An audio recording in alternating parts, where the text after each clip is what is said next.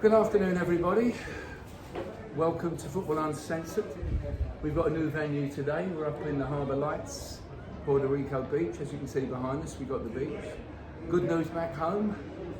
The Grosvenor Gloucester Road Casino, our normal venue, is back open now, and they're all firing away. We'll be back there next week.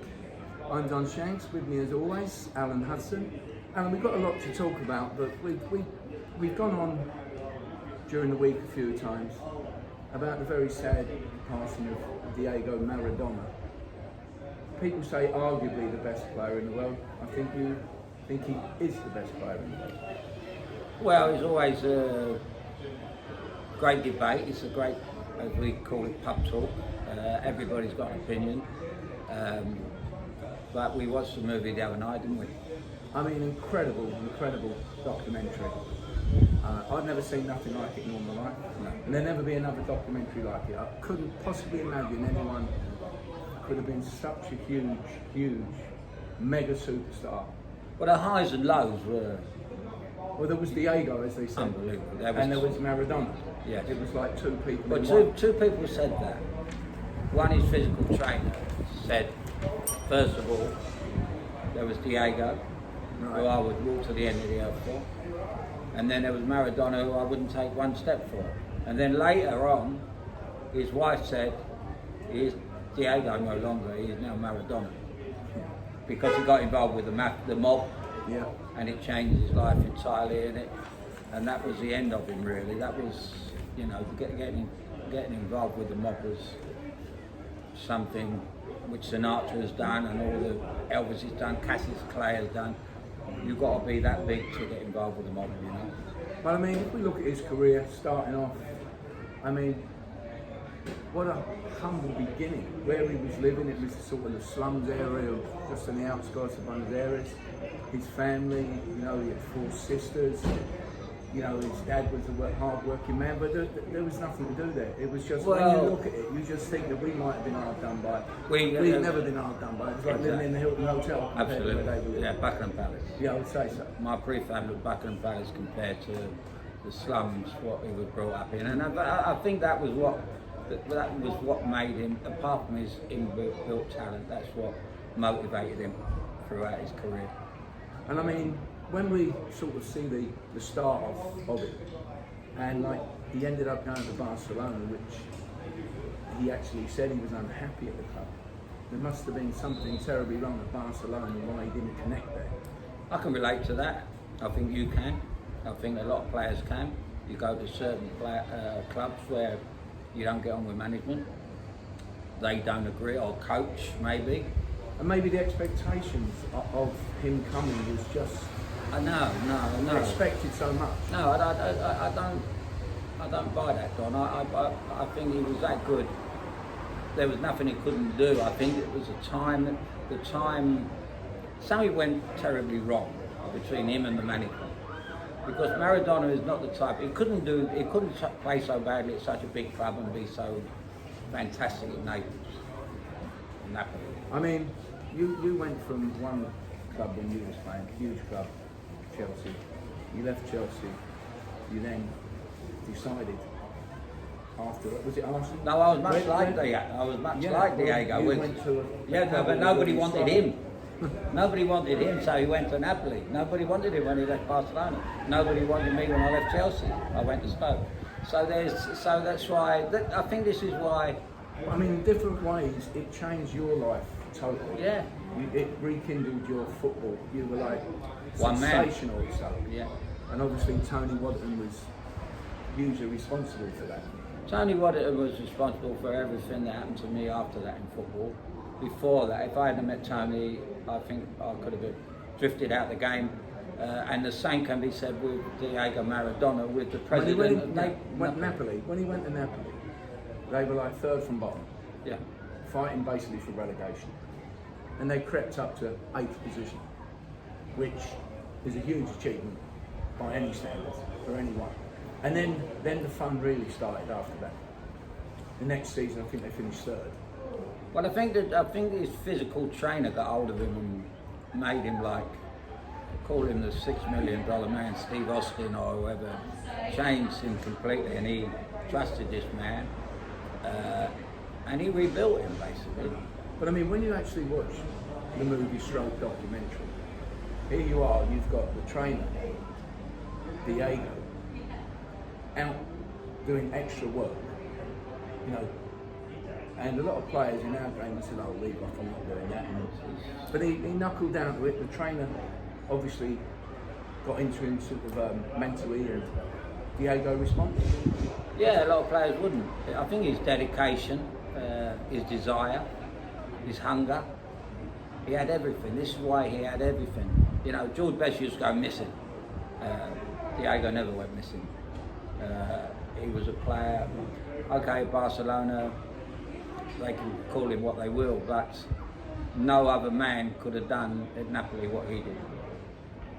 No, agreed. I mean, obviously, the crowd in Napoli, the support for this individual, I've never seen anything like it.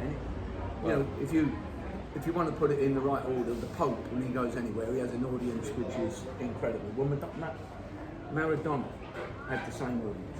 Well, when I was in Stoke, the crowd used to boo and then used to sing that I walked on water. Well, this fella walked on the moon. That was a difference. On such a higher level, on such a different plane. We talk about players in England who were great players and could do this, that and the other. This individual was just something else. It was.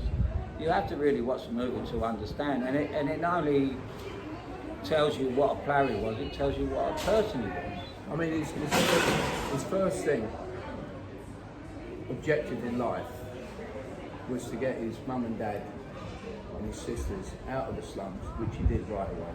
Then he bought them a house, which was his second thing. It was an apartment first and then a house. So it just shows you that, you know, he cared about the family. And the next thing his dad's holding the World Cup, hugging the World Cup. We'll get back to Napoli in a minute. But Argentina, national hero, won the World Cup on his own, as we spoke many times. I mean, on the international stage, he was just incredible. For the likes of Pele and stuff, just giving Messi just to sort of say, well, this guy was totally different. He could do everything. He changed games. But when you see it, the passion of the individual himself, you could see that he just wanted to win, go out and prove that he was not only the best, but he could make a team that was ordinary, be the best. You know, it's amazing that the comparisons. I love comparisons, and Johan Cruyff was maybe the best player I've ever been on the football field with. And he played in a team in Ajax and in Holland. They called it total football. He never won a World Cup, and he had good players around him. He had the Nieskins, Johnny Rep. He had all these players around him. Mate, I played against a few of these in America. Yeah. But Diego won the World Cup and he had nobody around him. Mm-hmm. Did it all on his own. But I mean, I see, you know, Roy's played many times, and incredible, fantastic player.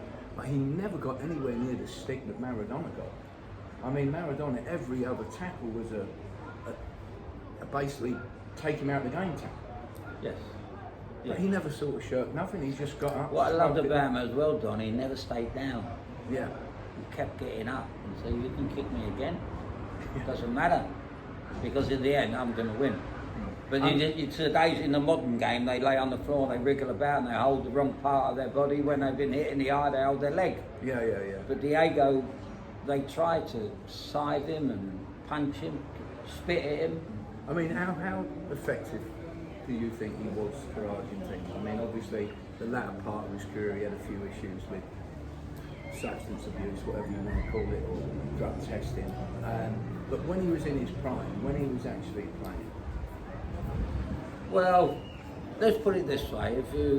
I write books, so I've got a kind of an imagination where I go back to 1966, when England won the World Cup, and when Argentina played there, I thought they could possibly have won the World Cup. There was a conspiracy, could have been a conspiracy. They sent the captain off. He's a legend. Ratin? Antonio Ratin. Supposed to be, I only see him that once. Supposed to be some kind of god in Boca Juniors. But if, I mean, if obviously you that's- put Maradona in that team in 1966, he would have tore England apart. I mean, when you look at his game, his actual speed on the ball, his balance, his acceleration, you know, and again, he was primarily all left foot. Yes, and they sent him away. The English press has sent him away with the hand of God, when they should be talking about the second goal he scored in that match, where he made 4 or 5 top English players look like they were Sunday morning players chasing him. I mean, it was quite unbelievable. And obviously, the goal, when he actually squeezed it in, there looked nowhere for it to go, but he found Supposedly the world's best goalkeeper. He found a way, didn't he? Yes. He always seemed to find a way. So, for Argentina, we know what we've been talking about most of the week, that we're disappointed with a few of the top people in England, you know, taking little cynical remarks about this man, when we should be talking about his football ability and what joy and happiness he brought to the world, the people, the viewing audience, the neutral people. He was just unbelievable. He left children like, behind. forget all that stuff, the hand of God and all this. You know, it's a thing that we've all done in the game. People have died to get an advantage. You know, look at Jurgen Klinsmann when he come. I mean, it was Started unbelievable. diving. Yeah. And Yeah. so But that was great. That was fantastic. yeah. So here's a guy who's done that. Yes, he's done it against England. Yes, it knocked us out. But we still had our chances in the game. We still could have done, but we never did. We weren't good enough. Yeah. Well, it was a. He said. But people have got to remember him for his football now, not one little I thing. couldn't he done. agree more, mate. That's what's given me the unpoor week. People, cheap people, inferior people taking pot shots here, Yeah. when they should say what you've done for our game is lift it up for kids. I mean, if Gary Lineker would have done the exact same thing and we'd have scored, and you know you've done it, we've all handballed one, and you know you've handballed, somehow the ref or the linesman didn't see it. You don't put your hand up and say, yeah, I handballed it, and that's it. You tend to just go with the flow, and that's So what I he scored done. against Ipswich one day at the side netting, and the goalkeeper, the referee gave a goal. And it went in the side net. He went in the side net, and I walked away and I was delighted because I knew the £30 I was getting with bonus was going to pay for my dinner that night. You know, You so, made a mistake again, so we yeah. cheated. Yeah. But I didn't cheat, the referee got it wrong. Yeah. Well, as you say, I suppose that would be the one thing about VAR. They couldn't have missed that. That would have been an impossibility to miss that. No, I don't know. Eh? In the side netting. But they could have. They Could have got it wrong. They So- got everything else wrong. So we'll go back to Napoli, where when you guys watch the documentary, it's just he couldn't go out his house, he couldn't walk down the street, he couldn't go out for dinner, you know, without being totally just overcrowded, sort of like 50, 100 people around him everywhere we went to. Yeah, it was. It reminds me a bit, Don, of. I was great friends with the great chain robber Tommy Wisby, and he met Frank Sinatra one night in Las Vegas, and it was a little bit. I can imagine this being Maradona. He said he was sitting there on his own at a table, and Tommy Wisby loved Frank Sinatra, who was his idol. He said the curtains opened and 2 big minders come in, and they looked around, see who was in the bar, and they went like that, and Sinatra walked in. You can imagine it being Diego, can't you? You know, they had to check out before he went in if anyone was going to shoot him, basically. Right. Because how Diego never got shot, it was a joke, because I don't know where the hatred comes in. I just don't understand. No, I mean, I don't know. I mean, obviously, when we did see the game where Argentina beat Italy, Diego scores a penalty. The games played in Napoli. Diego's fans are all obviously Napoli fans, and now they're divided between do we cheer for Well, Diego? Italians are a little bit over the top, aren't they? You know, they are. They're very. Football fans are very fickle all over the world, but the Italians are very hot-blooded. And what must he have thought when he put the ball on the spot? You know, I'm going to upset all my fans now. Now you're playing against the people that love you. Well, I mean, obviously, you know, it's more or less country comes first, isn't it? Like, you know, if you're an Italian, Italy is something which you're actually like thinking of, and you're saying to yourself, I think I think might we- have if missed. it- I think I'd have missed well, he it. had to score. No, I'd have missed it. He had to score, there is no doubt. So anyway, he's a wonderful player. Let's have a little toast to Diego. God bless you. So Rest stop in peace. knocking the man and love the man, yeah, like we do. Absolutely. So thanks a lot for everybody, and hopefully all stay safe. You're all out of lockdown now. We're back next week, and we'll get together then. Thank you. Cheers.